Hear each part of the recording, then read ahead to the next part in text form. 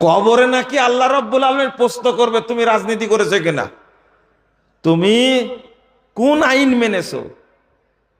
আল্লাহ বলছেন মার রব্বুকা, এটা জিজ্ঞেস করবেন। আর এ রাজনীতিক হুজুর জিজ্ঞেস বলছেন তুমি কোন রাজনীতি করেছো। বলেন তো এই হুজুরের পাছা লাল করে দেওয়ার দরকার না? এই শয়তানের এজেন্ডা নিয়ে আসছে, এই হাদিসটা পরিবর্তন করলো কেন,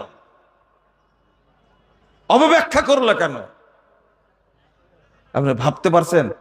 এই জুমার দিন তো আর একটা দলিল আসবে, যে ব্যক্তি জুমার দিনে চুপ থেকে খুতবা শুনবে এই ব্যক্তির 7,07,50,000 নেকি হবে। এই সমস্ত হুজুরের কি হবে বলেন তো দেখি? এগুলো সব হলো শয়তানের এজেন্ট। কার এজেন্ট? শয়তানের এজেন্ট, শয়তানের এজেন্ট।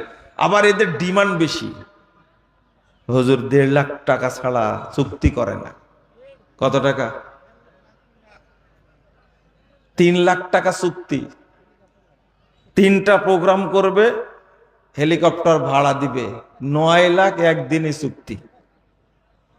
একদিনে 9 লাখ কামায়। আর আপনারা বলেন এমপি মন্ত্রী বেশি চুরি করে। এই ধর্ম ব্যবসায়ীরা মানুষকে বেশি ফাঁকি দেয়। এরা ইসলামের ক্ষতি করে। এ ভাইরাস কি জন্য বলি আমি, এরা করোনা ভাইরাসের চেয়েও বেশি খারাপ।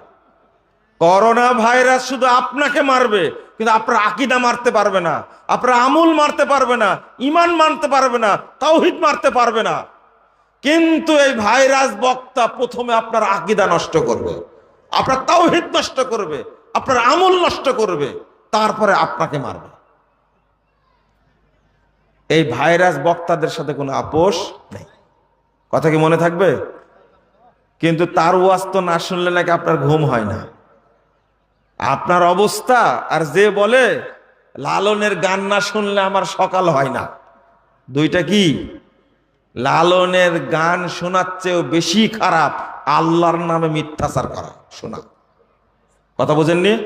নবীর নামে মিথ্যাচার করছে, এই বক্তব্য শোনা আরো বেশি খারাপ ওই জাহেলি গান শোনাচ্ছে।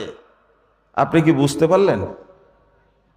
কারণ ও কিন্তু আল্লাহর নামে মিথ্যাচার করে, নবীর নামে মিথ্যাচার করে না। কিন্তু ভাইরাস বক্তা নবীকে, নবীর নামে, আল্লাহর নামে, কোরআনের নামে, হাদিসের নামে কি করে? মিথ্যাচার করে।